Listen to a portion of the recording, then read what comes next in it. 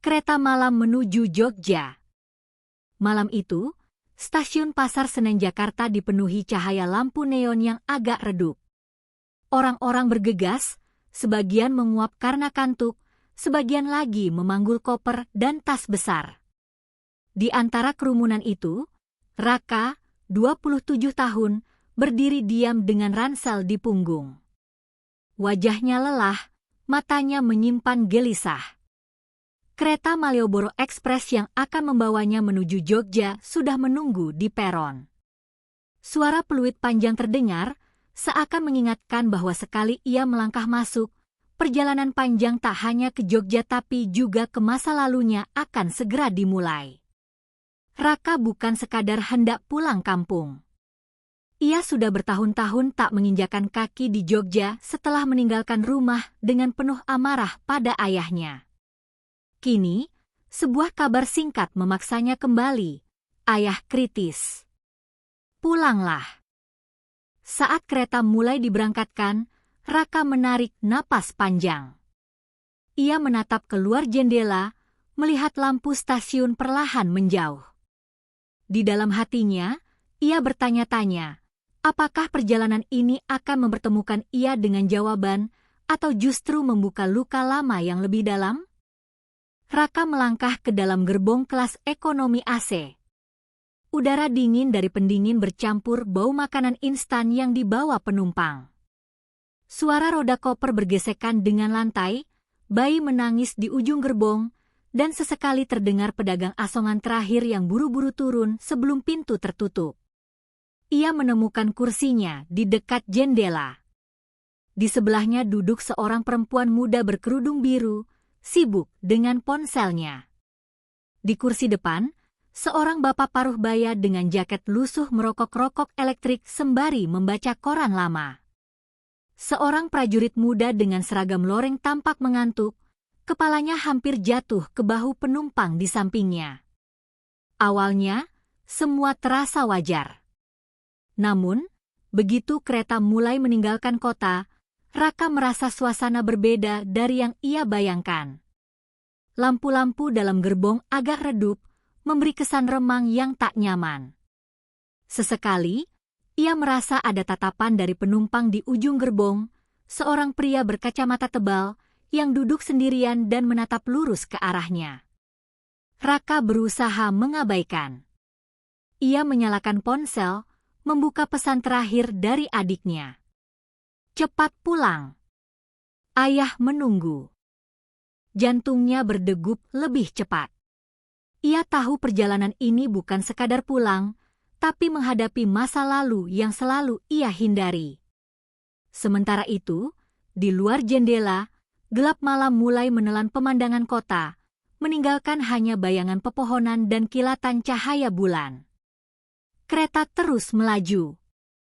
Namun di hati Raka, ada firasat samar, perjalanan ini tidak akan berjalan biasa saja. Jam menunjuk pukul 11 malam. Kereta melaju stabil di jalurnya, menembus kegelapan Jawa bagian barat. Suasana di gerbong mulai hening, sebagian besar penumpang terlelap, hanya suara roda besi beradu dengan rel yang menemani malam. Raka mencoba memejamkan mata, tapi rasa gelisah membuatnya sulit tidur. Sesekali ia membuka matanya, dan setiap kali begitu, ia kembali mendapati sosok pria berkacamata tebal di ujung gerbong yang tetap menatapnya. Tatapannya tajam, tanpa ekspresi, seakan sedang menilai atau menunggu sesuatu. Raka menghela napas, lalu menoleh ke arah jendela. Namun, justru di pantulan kaca jendela, ia melihat sesuatu yang membuat darahnya dingin. Di bangku kosong tepat di belakang pria berkacamata itu, sekelebat terlihat bayangan seorang perempuan berambut panjang menunduk. Padahal tadi ia yakin kursi itu kosong. Ketika ia menoleh langsung ke arah kursi itu, tidak ada siapapun. Kosong. Hanya kursi kain hijau tua yang tampak kusam. Mas nggak apa-apa? Tanya perempuan berkerudung biru di sebelahnya, sedikit heran melihat wajah pucat Raka. Raka hanya menggeleng. Enggak, cuma kurang tidur. Namun rasa aneh itu semakin menguat. Kereta malam ini terasa penuh rahasia, seolah ada penumpang lain yang ikut bepergian, tapi tidak semua berasal dari dunia yang sama. Raka berusaha mengalihkan pikiran, tapi mendadak listrik di gerbong berkedip sebentar. Lampu meredup lalu kembali terang. Beberapa penumpang terbangun, saling pandang, namun tak ada yang bicara. Di hati kecilnya, Raka mulai sadar, perjalanan menuju Jogja ini akan lebih berat daripada sekadar menghadapi ayahnya. Raka mencoba menenangkan diri dengan menatap gelap di luar jendela. Namun, rasa gelisah tak kunjung reda. Suara roda kereta yang berulang-ulang justru membuat pikirannya semakin bising. Tiba-tiba, kursi di belakangnya berderit pelan. Raka menoleh dan mendapati seorang gadis muda berambut sebahu, mengenakan sweater abu-abu, tersenyum tipis padanya. Ia tidak ingat kapan gadis itu naik, karena sejak awal kursi itu kosong.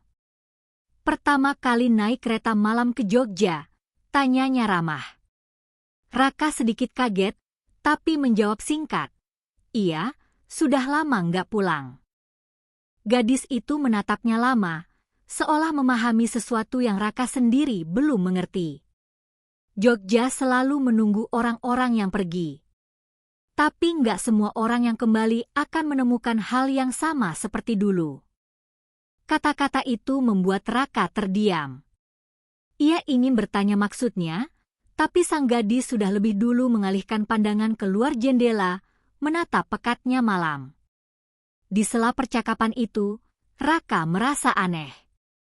Gadis itu punya aura berbeda, bukan menyeramkan, tapi lebih seperti membawa rasa nostalgia yang samar. Wajahnya mengingatkan Raka pada seseorang dari masa kecilnya, tapi ia tak bisa mengingat siapa.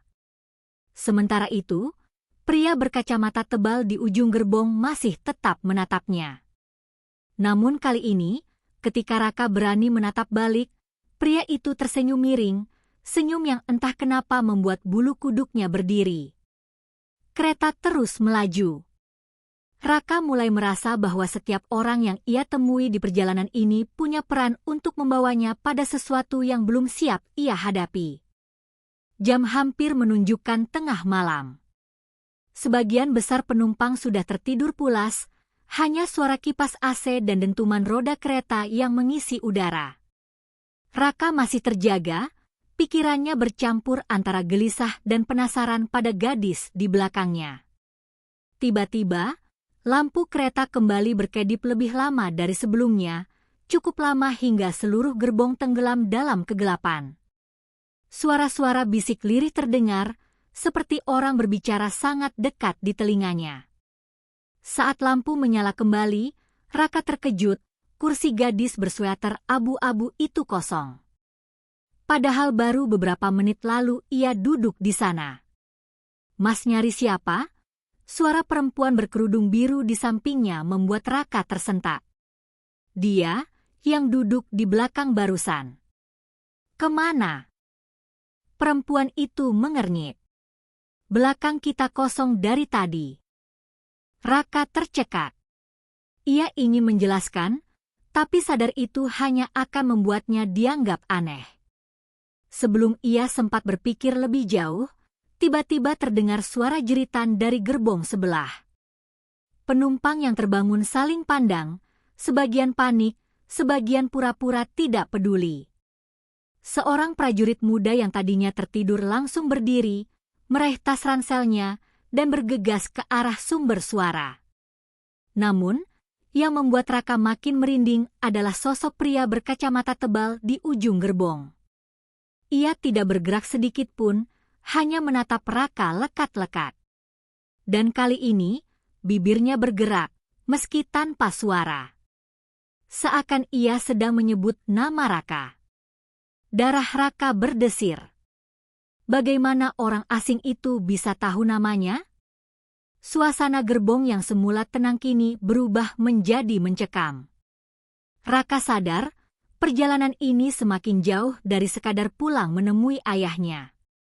Ada sesuatu di kereta malam ini yang sedang menunggunya. Kereta terus melaju menembus malam, tapi suasana dalam gerbong makin berat. Beberapa penumpang yang tadinya tertidur kini terjaga, saling berbisik soal jeritan dari gerbong sebelah. Namun tidak ada petugas yang datang menjelaskan. Seolah-olah insiden itu dianggap biasa. Raka tidak tenang. Pandangannya berulang kali kembali ke kursi kosong di belakangnya, tempat gadis bersweater abu-abu tadi duduk. Kata-katanya masih terngiang. Jogja selalu menunggu orang-orang yang pergi. Tapi nggak semua yang kembali akan menemukan hal yang sama. Di tengah kebingungan itu, pria berkacamata tebal tiba-tiba berdiri. Dengan langkah tenang, ia berjalan menyusuri lorong gerbong. Penumpang lain menunduk, pura-pura tak melihat. Saat ia melewati kursi Raka, tubuh Raka menegang. Pria itu berhenti sebentar, menunduk, lalu berbisik pelan di telinganya. "Kau tidak sedang pulang. Kau sedang dipanggil." Raka merinding. Sebelum sempat bertanya, pria itu melanjutkan berjalan, lalu hilang begitu saja di pintu penghubung gerbong, tanpa suara pintu terbuka. Raka gemetar. Hatinya menolak percaya, tapi bagian lain dari dirinya tahu ada kebenaran di balik kata-kata itu. Ia menatap keluar jendela untuk menenangkan diri, dan mendapati sesuatu yang membuatnya makin terguncang. Bayangan gadis bersweater abu-abu berjalan di samping kereta, sejajar dengan lajunya, padahal kereta melaju kencang di tengah kegelapan. Rambutnya berkibar, wajahnya menoleh ke arah Raka dengan senyum samar. Degup jantung Raka memburu. Apakah ini halusinasi karena lelah, atau memang kereta malam ini membawa penumpang dari dunia yang berbeda? Satu hal pasti, perjalanan ini tidak bisa ia hentikan. Dan entah apa yang menunggunya di Jogja nanti, Raka mulai merasa ia sedang menuju takdir yang tak bisa dihindari. Jarum jam mendekati pukul 2 dini hari. Gerbong semakin sunyi, hanya sesekali terdengar batu kecil atau desahan napas orang tertidur. Namun di dada Raka, degup jantungnya semakin keras, tak seirama dengan ketenangan palsu di sekitarnya. Tiba-tiba, kereta berguncang keras, seolah menghantam sesuatu di jalur. Lampu meredup lagi, kali ini benar-benar padam. Gelap gulita menyelimuti. Hanya suara roda berderit yang mengisi kegelapan. Dari kegelapan itu, terdengar suara langkah-langkah pelan menyusuri lorong. Ok, tok, tok. Semakin dekat. Raka menahan napas. Dalam remang samar, ia melihat bayangan gadis bersweater abu-abu berdiri di ujung lorong. Rambutnya menutupi sebagian wajah, tapi ia bisa melihat senyum itu.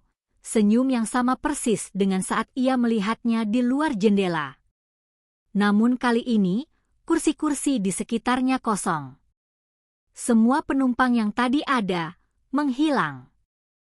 Perempuan berkerudung biru, prajurit muda, bapak dengan koran, bahkan pria berkacamata tebal, semuanya lenyap. "Siapa? Kalian?" Suara Raka pecah, hampir tak terdengar. Gadis itu mendekat, matanya menatap dalam. Suaranya tenang, tapi menggema di telinga Raka. Kereta ini bukan sekadar perjalanan. Ini adalah gerbang. Kau dipanggil untuk menyelesaikan yang belum selesai. Tiba-tiba, dari balik bayangan, muncullah sosok pria berkacamata tebal. Kini wajahnya terlihat jelas, pucat, matanya kosong, senyumnya menusuk hati. Ia menunjuk ke arah Raka dengan jari panjangnya. "Jogja menunggumu, bersama semua yang kau tinggalkan." Gerbong mulai berguncang hebat. Suara besi beradu terdengar memekakkan telinga. Jendela pecah satu persatu, angin malam berhembus kencang. Raka berpegangan pada kursinya, Matanya terbelalak antara ketakutan dan kebingungan. Ia menyadari tidak ada jalan kembali. Kereta ini melaju, dan ia harus menghadapi apapun yang menunggunya di ujung jalur. Kereta berhenti mendadak, suara rem panjang berdecit hingga membuat gendang telinga sakit. Raka terhuyung ke depan, hampir terjatuh. Lalu hening. Saat ia membuka mata, kereta sudah tidak berguncang. Lampu kembali menyala normal. Gerbong kembali penuh dengan penumpang seperti semula. Perempuan berkerudung biru, prajurit muda, bapak dengan koran. Semuanya duduk di tempatnya, seolah tak pernah terjadi apa-apa. Raka terengah-engah. Barusan, kalian gak dengar apa-apa? Tanyanya pada penumpang di sekitarnya. Perempuan berkerudung hanya mengerutkan kening. Apa, Mas? Kereta mulai berjalan lagi, kali ini lebih pelan. Dari pengeras suara, terdengar pengumuman. Kereta Malioboro Express sebentar lagi tiba di stasiun Tugu, Yogyakarta. Raka berdiri, masih gemetar. Tangannya meraih jendela, menatap keluar. Langit mulai berwarna abu-abu muda, tanda subuh menjelang. Namun, di pantulan kaca, ia melihat gadis bersweater abu-abu berdiri di belakangnya, tersenyum. Kali ini ia berbisik pelan. Ingat, kau bukan hanya pulang. Kau sedang kembali pada dirimu sendiri. Begitu Raka menoleh, tidak ada siapa-siapa. Kereta akhirnya masuk ke peron stasiun Tugu. Orang-orang mulai bergegas turun, suasana hiruk-pikuk kembali nyata. Tapi bagi Raka, semuanya terasa berbeda. Ia melangkah turun, menapakkan kaki di Jogja setelah bertahun-tahun, dengan perasaan asing bercampur hangat. Di kejauhan, ia melihat adiknya melambaikan tangan. Namun, di antara kerumunan, ia juga melihat sekilas sosok pria berkacamata tebal berdiri di dekat pintu keluar, menatapnya. Raka terdiam sejenak. Lalu ia menarik napas panjang, menatap Jogja yang kini menyambutnya bukan hanya sebagai kota lama, tapi sebagai tempat menghadapi takdir. Kereta malam itu bukan sekadar membawa tubuhnya pulang, tapi juga membawa jiwanya kembali ke perjalanan yang sesungguhnya.